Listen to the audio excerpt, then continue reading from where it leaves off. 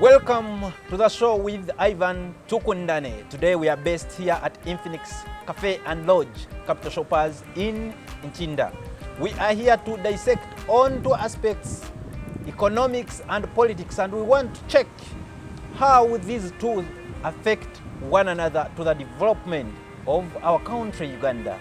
Engage and subscribe to our YouTube channel, Tukundane Ivan, TikTok, Facebook, Tukundane Ivan, and on Twitter at Ivan Tukundane. Today I have a lovely guest, Matwale Challenge, Procurement Officer. He's going to discuss good economics, and he's going to help us also give a political stand on how politics affect the economics of the country. We understand that when these two aspects are not working together, a country cannot stand. Therefore, they are interdependent. I welcome my lovely guest, Matwale Challenge. Welcome to the show and say hello to our viewer. Hello, my viewer. My name is Matwale Challenge, Procurement Officer in Nchinda Vocational Training Institute, and I'm so happy and excited to be here on this glamorous times Ivan Tukundane show. It's with great pleasure that I have been invited to participate and discuss ideas that matter to the political and economical world of this country. And I am ready to give all my views to the betterment of this political and economic country, Uganda.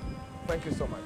Thank you so much, Mr. Matwale Challenge. We continue to thank the management of Infinix Cafe and Lodge Restaurant for giving us an opportunity to have our show recorded from here. Yes, now, Mr. Matwale Challenge, I believe the issues we are going to discuss are going to help the fiscal policy planners, the policymakers, and the political implementers to learn a thing or two, help our country improve its economics. So, for starters, which type of economy, Mr. Procurement Officer, do we have as Uganda? Thank you so much. Uganda is such a beautiful country, I should state. And it being a beautiful country, you can see the prevalences of everything that's happening in this country. It is of clear perspective to anyone that comes into this country that we have a mixed economic system. What do I mean, a mixed economic system, my dear brother? A mixed economic system is a system that allows a free prevalence of even the private sector. If you look at this economy today, we are saying more yes to the private economy or the private sector than even the public sector. Most of our people are being employed to the private sectors compared to the public sector. Not because the government is not willing to give the jobs in the public sector, but because we have the available resources in the private sector that can employ and exploit very well the knowledge of our Ugandans in this economy. And so it's a mixed economic system. And it also allows the government to have a say in it as well as the private sector. The economy drives in both sides, so that's why we term it as a mixed economic system. You have talked about that we are having the mixed economy. Do you think the government of Uganda has provided a conducive environment for the people participating in the private sector effectively transact and contribute to the economy? Well, as this show started, you clearly stated and thanked Infinity Lounge and Cafe for hosting us here. That should be the first and foremost point in the mixed economy system. As you have asked, how has the government supported the economy or the private sector to participate fully and run freely into this economy? We are seated at Infinix Lounge Cafe. We have no problem. One, we have peace. As the ruling government states and always proclaims to the people that we have a peace and security system in this country that is rarely and cannot be beaten easily. The peace within the system has helped us have or facilitate private sectors. We see international bodies We see private companies owned by international bodies. We see the influx of Asians. We see the influx of Europeans into this economy. What does it state clearly to us? That our economy, given its state, is able to accommodate foreigners and clearly amalgamate them into the system. And as you see, the government has no problem with them. Now, if the government has no problem with them, that means our economy is a free and a mixed economy. No, before you go any further, I want us to be more clear to the viewer out there that is watching us. What are those strategic factors that are helping our economy to thrive to where it is now? Well, Uganda is a very, very strategically located country. Why do I say Uganda is a very strategically located country? If you look at the bordering systems of the country, how do they look? Which countries favor or which countries border Uganda? We look at to the north, South Sudan, to the east, Kenya, to the west, Congo, to the south, we have Rwanda, we have Tanzania. Uganda has a very good system or a very good environment or a better system that allows trade. What else does an economy need than international relations? We are thriving through the economy is thriving because we're able to access these other countries freely. We're able to access ports through Kenya, even though we're a landlocked country. So you are telling us that Uganda has good international relations with its neighbors that is allowing free trade. Now, this is self-explanatory. You can see how Uganda is able to go and help fight in countries, send armies to countries without any residence. What does that mean? That our international relations we have with the countries that bother us and the countries that outside are so well.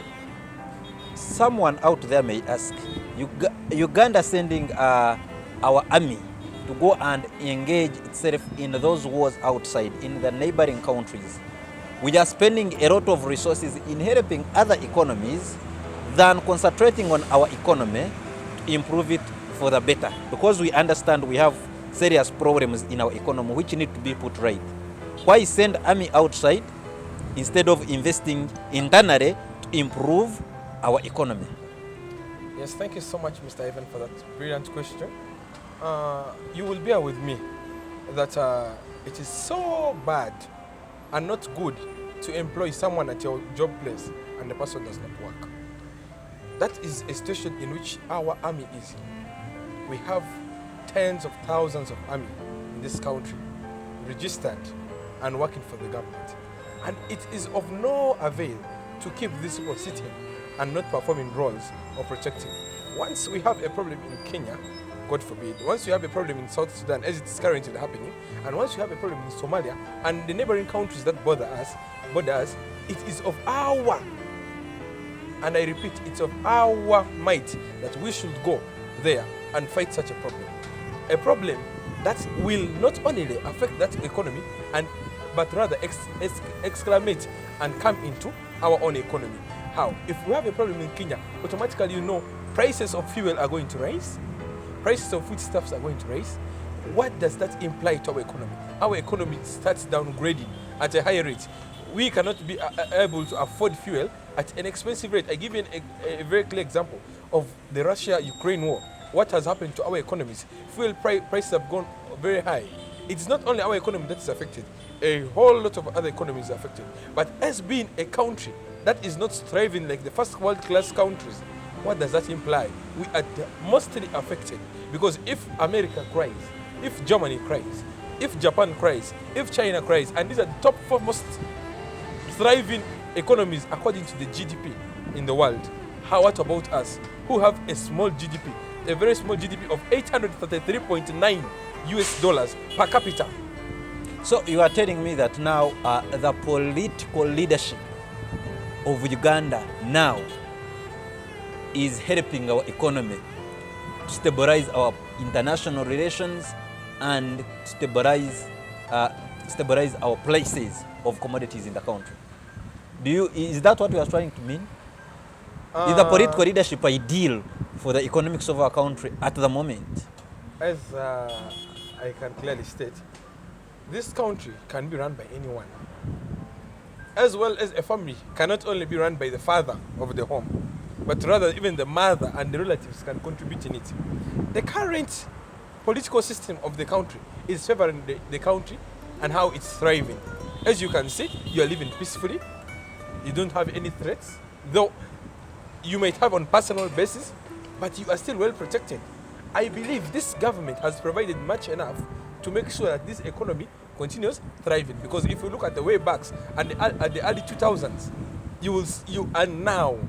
Look at Kampala at the early 2000s and look at Kampala right now. But someone may ask you that recently in Kasese we are attacked by ADF. If you are saying we are living at peace, What? So where did they pass? The ADF encroach onto the Ugandan borders was actually a complete state of shock in the country. Because one, the first question we will ask, what was the UPDF doing? What happened to the high intelligence systems of the UPDF? What happened to the police? And what happened to the community? And someone will ask, why do you want to create peace in a neighboring country when yourself peace you have is not enough? Now, Ivan, if you clearly listen to the security brief the president gave of recently, he clearly stated these are cowards. These are people who have been defeated a long time ago.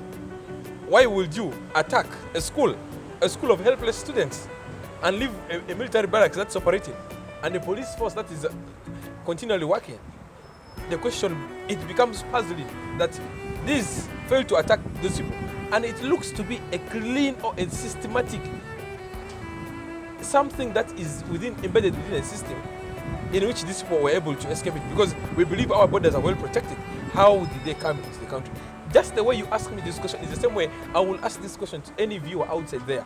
How do you believe and how do you feel that the ADF attacked our schools around and the UPDF failed to respond in time? All right, I understand your argument. It is coming up. But now I want us to bring out the genuine problems that our economy is facing and how you feel they can be worked upon to have the ideal economy we treasure, because we are not yet where we want to be. What are the problems that are affecting our economy now?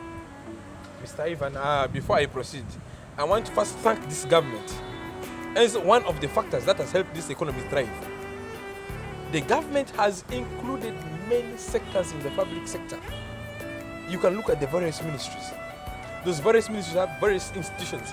Those institutions even still have affiliated institutions. Those affiliated institutions still have lower institutions that have to continue running this economy. The government has tried as much as possible to employ most of its people into the job world. Though they do not feel that most of us do not feel and appreciate that what we get is enough. Even me, myself, I will not feel the same. You will not feel the same. Any of you outside there will not feel the same according to what you have studied, what you have put in, and what all the years you have put into. Make sure you be somewhere. But I can still stand here and I can still sit here and say that thank you so much to the government for providing such a very clean environment for this economy to thrive. Without this government or without such a government, an economy cannot thrive. You cannot tell me the South Sudan government is thriving at this rate. We are. Before I proceed to give you one of the problems we face, yes, I also want to clearly state to you that Uganda's GDP has been growing at a 1.0% per capita. Since 2011 to 2022, we are yet to determine 2023. But we look at where we have come from. I remember when I was in 2011, we had a budget of, I think, 3 trillion, national budget of a financial year. But now we're in 2023, and the government on the parliament has just approved a budget of 52 trillion. Yet, half of the budget is going to be funded by the debts. The debt burden in Uganda Yes. is a question. Of course, as I stated earlier, our GDP per capita is what? 833.89 compared to those other countries. That means we are so way below according to the goods and products we produce. What is GDP? The gross domestic product. Economic value of the goods produced within an economy, within the borders of an economy in a given period of time, say specifically for a year. So now, if in a year, our GDP per capita is 833, and those statistics are correlated to the year of 2021. But Mr. Challenge, Yes, I know some fiscal planners are stranded in offices are stranded on their computers looking for the challenges that are facing our economy. I want you to be somehow clear on challenges so that they know where to put much effort to improve the economy. It's not of a daydreaming that I can sit here and say that corruption is not one of our problems. One of the biggest problems we face in this economy is corruption. Now, corruption has swept this economy and has pushed this economy lower, below its original standards.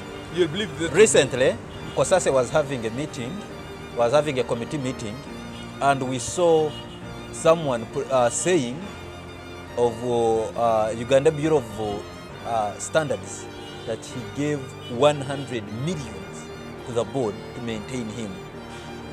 Of course, that I cannot say without any evidence, without any proof. I cannot continue proclaiming because he said it does not mean that it happened. Until proven, not caught, not guilty. Recently, you heard also about NSSF, Yes. NSSF saga, over the billions of shillings Yes. that were being swindled by a few individuals. Assuming those funds were distributed in respective economies, don't you think the country would have improved its economics? The country, as I stated before I pointed out corruption, I said this country will have been far above its current state if we had a lower level of corruption. Our corruption status has made us lose a lot, in a sense that even the smallest person who works in the smallest job feels comfortable when they corrupt, because if they do it up there, why can't I do it up there? Uganda is not for them alone. Uganda is a country for everyone. Who is to blame for this corruption?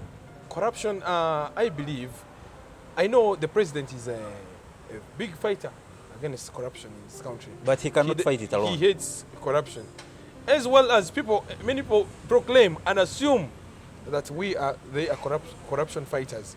But in reality, we have moles, I term them as moles within our systems that continue to be corrupt. I can tell you today that someone is willing to work at a very good pace, but he receives offers that are beyond his heart's desires, that can give him what he wants to achieve in a short time. Okay, what are solutions that you would suggest as we are finishing our first part of the show? What solutions do you think can be employed by the implementers to put corruption down? Before I give you a solution, one more challenge is that our population is growing at a high rate. Right now, I believe Uganda's population is estimated to be around 45 million. In the early days, we were around 30. We are way below that. But our population growth rate is so high, that means the country has to budget for more people. Yet most of these people are youth who are unemployed. The rate of taxation becomes lower. The fewer people pay taxes. The private sector contributes mostly to this, to the high levels of taxation. You look at Kampala, how much does Kampala give as taxes? Gives bigger than almost more than any other district in this country. And so, if Kampala gives more, you expect the infrastructure of Kampala to be better than any of those districts because you get what you give. One of the solutions to these challenges is that we tighten our strict rules. We give rules that can really punish and make sure that someone does not do what is not right.